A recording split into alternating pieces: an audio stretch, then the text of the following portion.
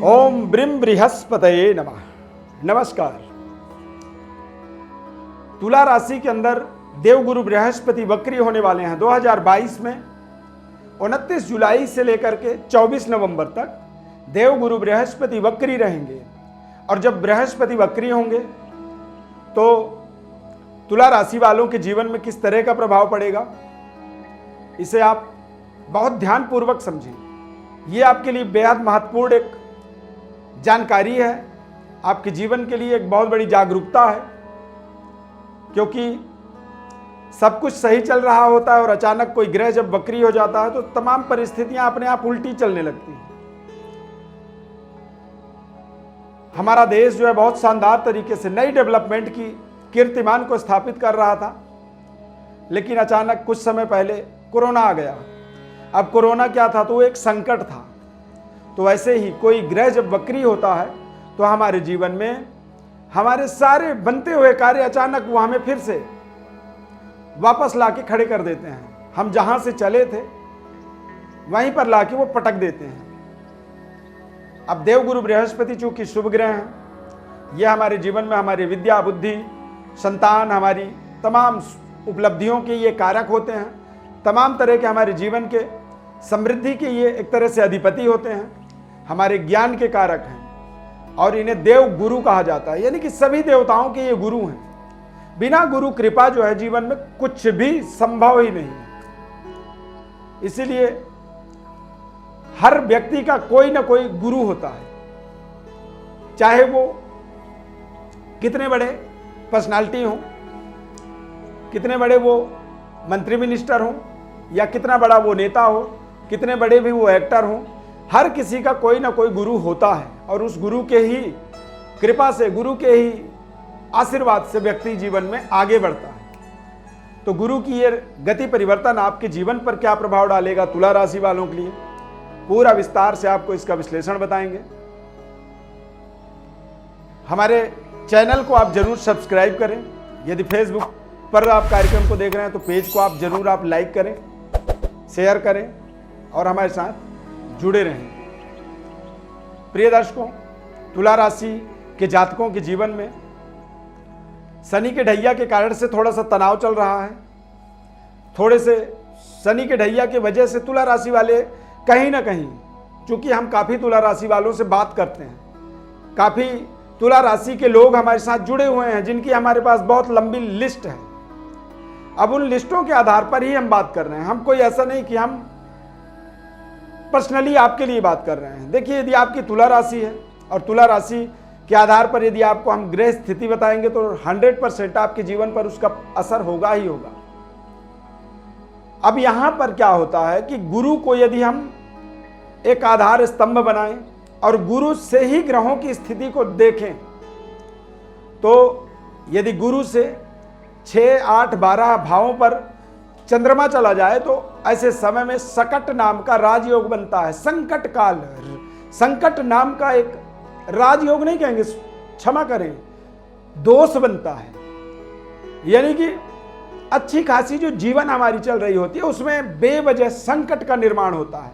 अब मीन राशि में बृहस्पति ग्रह विराजमान है और जब आप मीन राशि से गिनती करेंगे तो मीन, मेष, वृष, मिथुन, कर्क, सिंह, कन्या, तुला, यानी कि 4 और 4, 8। मीन राशि से चंद्रमा का प्लेसमेंट 8वां हो गया, यानी कि 6, 8 और 12 भाव में जब देवगुरु बृहस्पति से कोई ग्रह जाता है, खासकर चंद्रमा चला जाए तो सकट नाम का राजयोग, सकट नाम का दोष बन जाता है। और ये सकट नाम का दोष का मतलब होता है कि बेवजह संकट आना, बेवजह तमाम परेशानियों में घिरना। अच्छी खासी कारोबार चल रहा होता है, उसमें कोई ना कोई आके कंपटीटर बैठ जाता है। हमारी बहुत शानदार रिलेशनशिप चल रही होती है, उस रिलेशन में कोई तीसरा आके टपक जाता है। बने बनाए काम में रुकावट आ जाती है, खलल पड़ जाती है। और आप ये समझें कि हम सारी मेहनत करके हमने खाना तो पका ली, लेकिन जब खाना खाने का टाइम आया तो हमें कोई जो है जबरदस्ती हमारा हाथ पकड़ के ले गया कि चलो मेरी संकट का निदान करो। उसे ये नहीं पता है कि ये खुद स्वयं एक बड़े संकट में है, भूख प्यास से तड़प रहे हैं, इन्हें खाना चाहिए, लेकिन वो अपनी संकट को आपके संकट से भी बड़ा संकट बता के आपके जीवन में एक और बड़ा संकट खड़ा कर देता है। तो कहीं ना कहीं देवगुरु बृहस्पति का वक्री प्रभाव 29 जुलाई से लेकर के 24 नवंबर तक 119 दिनों का ये समय रहेगा। तुला लग्न है आपका, तुला राशि है, देवगुरु बृहस्पति की महादशा है, अंतरदशा है। तो गोचर काल का जो प्रभाव है वो थोड़ा सा सावधानी, कहते हैं सावधानी हटी तो दुर्घटना घटी, बेहद संभल करके चलने के लिए कहा जाएगा तुला राशि वालों को।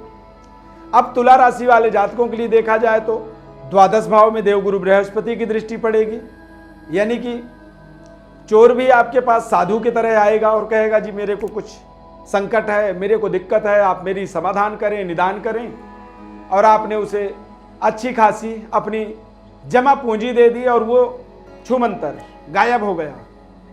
बाद में कुछ समय बाद आपको पता भी चल जाएगा कि वो तो चोर था। अब बताएं, तो ऐसे समय में इस तरह के संकटों से आपको बचना होगा, ये अवगत कराना हमारा परम कर्तव्य, जिम्मेदारी बनता है। अब यहां से दूसरी बात जब देखेंगे तो तुला राशि वालों के जीवन में बेवजह पारिवारिक समस्याएं आएंगी, उनसे थोड़ा सा आपको बचना होगा। परिवार के लोग ही आपके ऊपर एक एक्स्ट्रा लायबिलिटीज इंक्रीज कर देंगे, बढ़ा देंगे। ऐसे समय अवधि के अंदर कई बार व्यक्ति बोलना तो चाहता है लेकिन वो बोल नहीं पाता है, करना तो चाहता है लेकिन कर नहीं पाता है, बेबस सा अपने आप को महसूस करता है, और उस बेबसी का ही कहीं ना कहीं एक बड़ा सामने वाला लाभ ले लेता है। अब चूंकि पारिवारिक लोग हैं, घरेलू लोग हैं, उनको आप कह नहीं सकते हैं। धन का एक बड़ा हिस्सा जो है इस तरह से इस समय अवधि के अंदर, चूंकि सकट नाम का जो दोष होता है ये हमारे जीवन में संकट का निर्माण करने वाला होता है। तो बहुत सावधानी पूर्वक आपको चलना होगा, संभल करके चलना होगा, और भावनाओं में न बह करके आप वास्तविकता को समझें। 119 दिन ये आपके जीवन के एक तरह से बेहद सावधानी पूर्वक समय, चूंकि शनि की 7.5 का भी प्रभाव है। कई बार क्या होता है कि आप तो 7.5 पर पूरी ठीकरा फोड़ रहे हैं, दरअसल सकट नाम का दोष जो है वो आपके जीवन को तमाम तरह के दोष से आच्छादित कर रहा है, वो आपके ऊपर दोष पे दोष लाद रहा है। तो सावधानी तो रखनी ही होगी, और सावधानी के साथ साथ आपको वास्तविकता को समझना होगा, कहीं सुनी बातों पर फिसलना ना होगा। अपने कार्य क्षेत्र का आपको बेहद सावधानी पूर्वक निरीक्षण करना होगा, अन्यथा ऐसे समय में कई बार आप देखेंगे कि अच्छी खासी जो आपकी काम चल रही थी उसमें रुकावट आ जाएगी। कोई ऐसा कंपटीटर आ जाएगा जो आपके सारे कॉन्टैक्ट, सारी ऑर्डर्स वो अपने तरफ ले लेगा।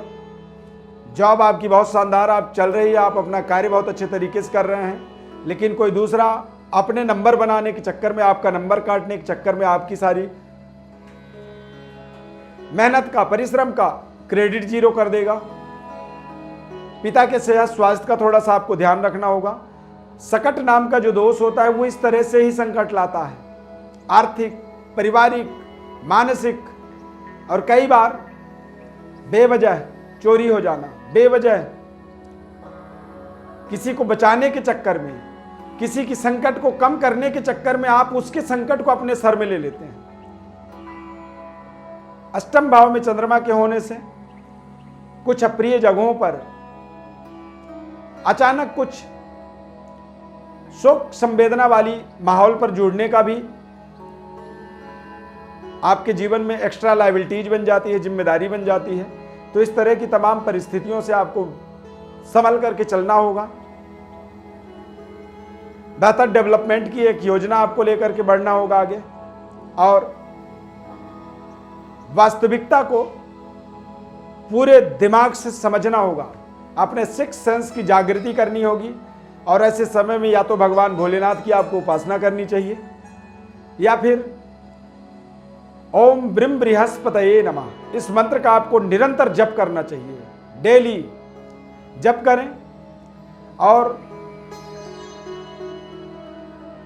केसर का तिलक जरूर आप लगाएं इस समय अवधि में, क्योंकि बृहस्पति के वक्री होने से, बृहस्पति ग्रह हमारे ज्ञान, पद, प्रतिष्ठा, मान, सम्मान, धन, संपदा, परिवार, पुत्र, फैमिली, यश, कीर्ति, और सबसे बड़ी चीज यह है कि हमारी योग्यता, हम जिस चीज के हम एक्सपर्ट हैं वो हमारी उसका इस्तेमाल हम सही तरीके से कर पाएं, उन सब चीजों का ही एक विशेष प्रतिनिधित्व करता है। तो यहां पर सकट दोष का संकट जो हमारे जीवन में पड़ने वाला है उससे हमें बचना होगा और अपने वास्तविक परफॉर्म को यथावत बनाए रखना होगा। यह हमारा परम कर्तव्य है। प्रिय दर्शकों, गोचर ग्रह का प्रभाव जीवन में कई बार हमारे जीवन को आगे भी बढ़ाता है और कई बार हमारे जीवन में रुकावट भी पैदा कर देता है। तो हमें बड़े सावधानी पूर्वक समय को व्यतीत करना होगा। अपने वास्तविकता को समझने के लिए यदि आप अपनी जन्म पत्रिका का विश्लेषण चाहते हैं तो हमारे डिस्क्रिप्शन में एस्ट्रो अरविंद एप्लीकेशन का लिंक हमने दिया है, उसको आप अपने मोबाइल पर डाउनलोड कर लें और उसके थ्रू आप हमारे साथ जुड़ें।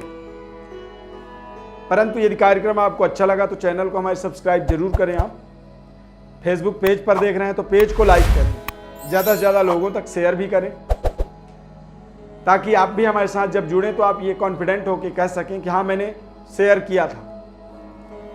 और इस तरह से आप हमारे ऊपर एक बड़ी उपकार करेंगे।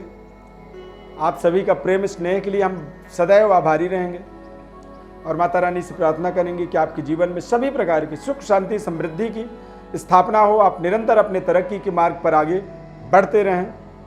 धन्यवाद। जय माता दी।